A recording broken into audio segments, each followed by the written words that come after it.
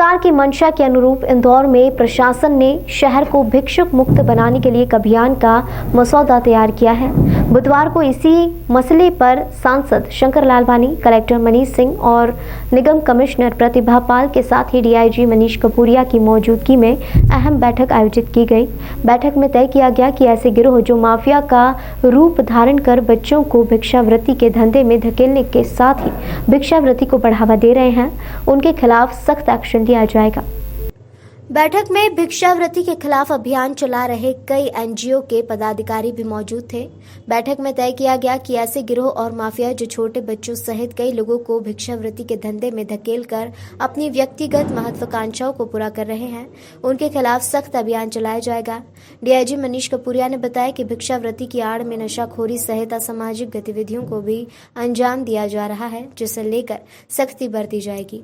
हालांकि डीआईजी मनीष कपूरिया ने यह भी स्पष्ट किया है कि इस अभियान के दौरान भिक्षुकों की मदद की जाएगी, साथ ही उनकी काउंसलिंग कर उन्हें समाज की मुख्य धारा से जोड़ने का प्रयास किया जाएगा। वहीं निगम कमिश्नर प्रतिभा पाल का कहना है कि भिक्षावृत्ति की आड़ में अपने मंसूबे पूरे करने वालों के खिलाफ जहां सख्ती बरती जाएगी। केंद्र सरकार ने भिक्षुक मुक्त शहर के लिए 10 शहरों का चयन किया है, उनमें से एक इंदौर भी है। यही वजह है कि केंद्र सरकार की मंशा के मुताबिक अब इंदौर में जिला, नगर निगम और पुलिस प्रशासन भिक्षावृत्ति के गोरख धंधे पर लगाम कसने की तैयारी में है। भिक्षुक मुक्त शहर के संबंध में केंद्र सरकार ने भी एक कार्य योजना पर कार्य करने निर्देश सभी पूरे देश की म्युनिसिपल कॉर्पोरेशंस को दिए हैं। कहीं ना कहीं भिक्षुक के संबंध में जो स्थिति बड़े शहरों में निर्मित हो रही है चिंताजनक है। यहाँ भी जो एनजीओज वर्क कर रहे हैं, जिनसे कि लगातार फीडबैक जनप्रतिनिधिगणों को, हम लोगों को मिल रहे हैं, नगर निगम को मिल रहे हैं, वो ये मिल रहे हैं कि भिक्षुक माफिया सक्रिय रहता है। नशे का बहुत ज़्यादा इसमें हो गया है। जो भिक्षुक माफिया कैटेगरी के जो लोग हैं, वो लोग अपने नशे के, स्वयं के नशे के लिए और अर्निंग के पॉइंट ऑफ व्यू से इस तरह की चीज़ें कर रहे हैं। बच्चों का गलत उपयोग हो रहा है, बच्चियों का गलत उपयोग हो रहा है, इसमें बुजुर्गों का उपयोग हो रहा है और इसके लिए बहुत सारे फ्रंट्स में काम करने को है। बहुत सेंसिटिव इशू है। इसमें जो व्यक्ति भिक्षुक में इन्वॉल्व हैं, इनको भी बहुत सहानुभूतिपूर्वक इनके प्रति भी कार्य करने की ज़रूरत है। प्लस जो इस माफिया के रूप में जो इनसे कार्य करवा रहे हैं, उनके खिलाफ सख्त कार्रवाई करने की आवश्यकता है। तो उसमें नगर निगम सभी, जैसा कि केंद्र सरकार निर्देश दिए हैं, नगर निगम एनजीओज़ की नियुक्ति कर रहा है। एनजीओज़ के रहने से सॉफ्टवेयर टच जो रहता है उस पर भी कार्य होता है। जो लोग ऐसे पाए जाएंगे उनको किस केंद्र में शिफ्ट करना है, उस केंद्र में जब शिफ्ट करेंगे तो उनको वहाँ से निकलने नहीं दिया जाएगा। उसके बाद सामाजिक न्याय विभाग हमारा 3 दिन के अंदर मजिस्ट्रेट को सूचना जाती है, उसकी वहाँ से आदेश होता है वहाँ से, तो वो सब लीगल प्रक्रिया करनी पड़ेगी।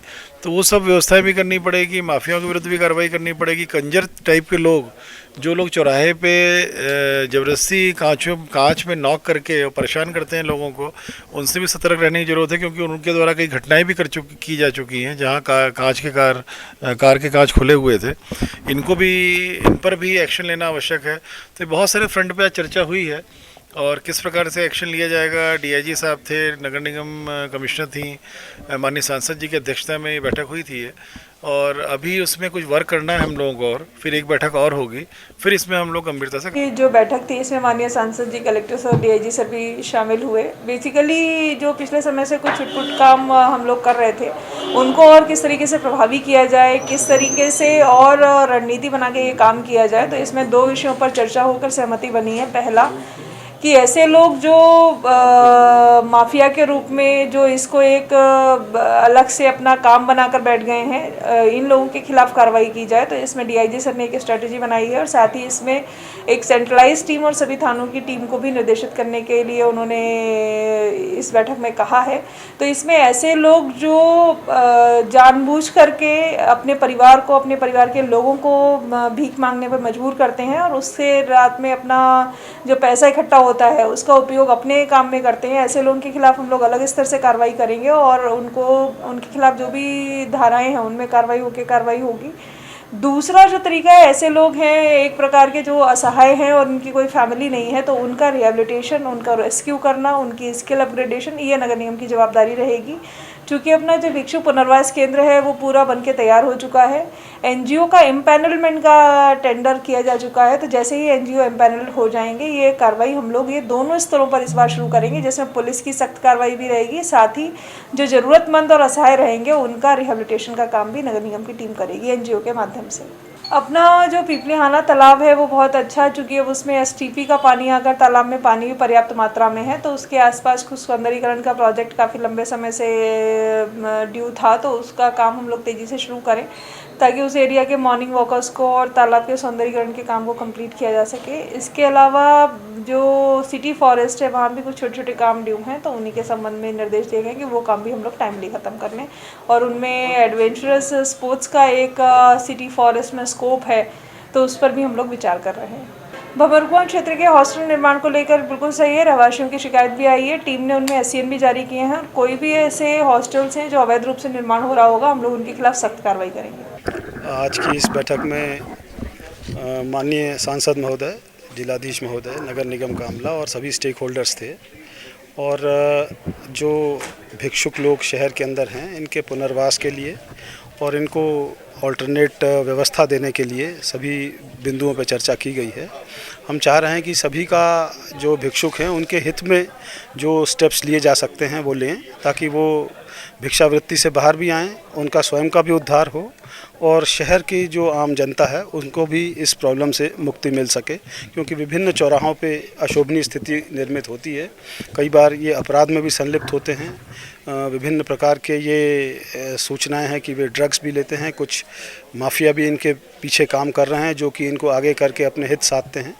तो एक समग्र प्रयास करने का कार्य योजना तैयार की गई है, उस पर हम कार्य करेंगे।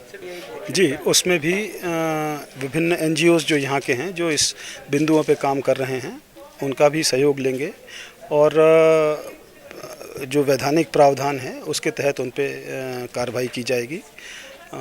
इसमें सभी स्टेक होल्डर्स जो स्वास्थ्य विभाग है, महिला बाल विकास विभाग है, नगर निगम है, इन सभी का सहयोग लिया जाएगा। और मूलतः वे भी भारत के नागरिक हैं, उनका एक जो कॉम्प्रिहेंसिव रिहेबिलिटेशन है वो किया जाए कि जो जिस कार्य के लिए सक्षम है, यदि कोई अल्टरनेट प्रोफेशन वो कर सकता है, कोई किसी कार्य धंधे में आ सकता है, तो उसको उस प्रकार का प्रोफेशन भी उसके लिए व्यवस्थाएं की जाएंगी। तो ये एक पूरी तरह से मानवता के तौर पे इसको डील करेंगे और उनके साथ कोई ऐसा व्यवहार नहीं होगा जो कि अपने सभ्य समाज के साथ मैच ना करता हो।